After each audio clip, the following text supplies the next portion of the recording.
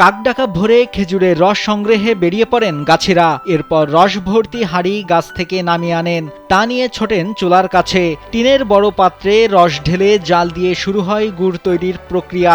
আস্তে আস্তে রস শুকিয়ে রূপ নেয় সুস্বাদু গুড়ে, আর এভাবেই তৈরি করতে হয় খেজুরের গুড়। গাছিরা বলেন, আগের দিন বিকেলে গাছ কেটে হাঁড়ি বসানো হয়, পরের দিন ভোরবেলা রস সংগ্রহ করে গুড় তৈরির প্রক্রিয়া শুরু হয়। উৎপাদিত গুড় বাজারে বিক্রির পাশাপাশি স্থানীয়দের কাছেও বিক্রি করা হয়। প্রতি কেজি গুড়ের দাম ৬০০ টাকা।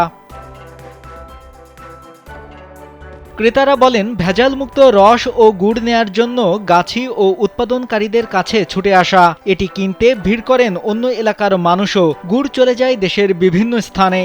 Double million offer, Walton fridge কিনে পেতে পারেন ২০ লক্ষ টাকা, রয়েছে কোটি কোটি টাকার নিশ্চিত উপহার। এখানে যে গাছিরা যে রসটা কাটে, এটা হচ্ছে জিরান রস।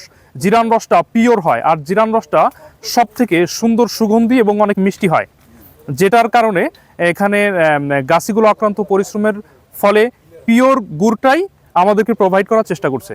এবং আমরা শুধু আমরা না, এলাকার আশপাশে প্রত্যেকটা ব্যক্তি এই গুড় নিয়ে তারা তাদের পিঠাপুলি, তার পায়েস এবং শীতের মৌসুমে যে কিছু পিঠা আছে, ভাপা পিঠা, হ্যাঁ, তারপরে দুধ চিতই, এই পিঠাগুলা এই অরিজিনাল অথেন্টিক গুড় দিয়ে খাওয়ার মজাটাই হচ্ছে আলাদা। শীতে পিঠাপুলি উৎসব হয়, সবার গুড় লাগে, গুড় কিনবেন। আমরা এখানে গুড় কিনতে এসেছি, খুব সুন্দর গুড়, চোখের সামনে গুড় বানাইতেছে, ভালো লাগতেছে দেখেও যে এত সুন্দর গুড়। বাজারে কত ধরনের গুড় থাকে, চিনি ভেজাল, এই ভেজাল, অন্যান্য অনেক সেকারিন ভেজাল থাকে।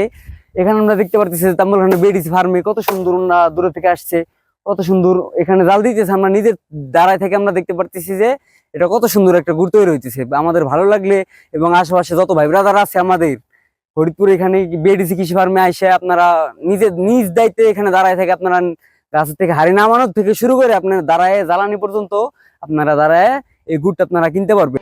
শীতের শুরু থেকে শেষ পর্যন্ত এভাবেই প্রতিদিন তৈরি হয় ফরিদপুরের ঐতিহ্যবাহী খেজুরের গুড়। এই গুড়ের ঐতিহ্য ধরে রাখতে নিজ উদ্যোগে ৬০০ গাছ কিনেছেন তরুণ উদ্যোক্তা এনামুল হাসান গিয়াস। তিনি জানান, রাজশাহী ও যশোর সহ বিভিন্ন অঞ্চল থেকে গাছিদের আনতে হয়।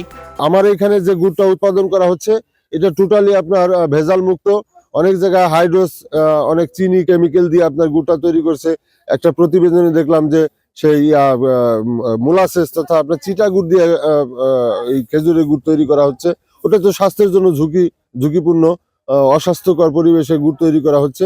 তা আমি বলবো যে আমার এখানে তো ২৪ ঘন্টা উন্মুক্ত, গাছ কাটা থেকে শুরু করে রস আহরণ, রস জ্বালানো, গুড় তৈরি, টোটাল প্রক্রিয়াটা এখানে উন্মুক্ত। তা আপনারা দেখে নিজেরা দাঁড়িয়ে থেকে অবলোকন করে আপনারা এখান থেকে গুড় নিতে পারবেন। ফরিদপুর সদরের কৃষি কর্মকর্তা মোহাম্মদ আনোয়ার হোসেন বলেন, দেশের অনেক জায়গাতেই ভেজাল গুড় তৈরি হয়, তবে ফরিদপুরে তরুণ উদ্যোক্তাদের মধ্যে এ প্রবণতা নেই। তাই নতুন করে খেজুরের গাছ লাগানোর পাশাপাশি উদ্যোক্তাদের সহযোগিতা দেয়া হচ্ছে। ফরিদপুরের এই খেজুরের ঐতিহ্যকে ধরে রাখার জন্য আমরা দেখবেন যে গোটা বাংলাদেশে খেজুরের গাছ দিন দিন কমে যাচ্ছে।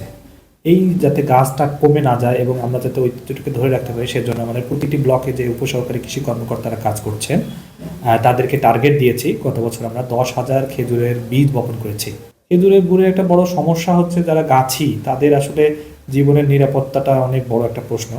তো আমরা যারা বাহির থেকে এখানে গাছে কাজ করতে আসে, তাদের থাকার জন্য যে নিরাপত্তা ব্যবস্থা, সেই ব্যবস্থাটা একটু আমরা ইনশিওর করে থাকি।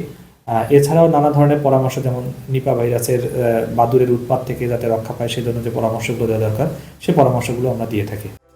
কৃষি বিভাগের তথ্যমতে ফরিদপুরে ছোট বড় ১৩,৫০০ খেজুর গাছ রয়েছে। নাইমুল হাসিব, কালবেলা।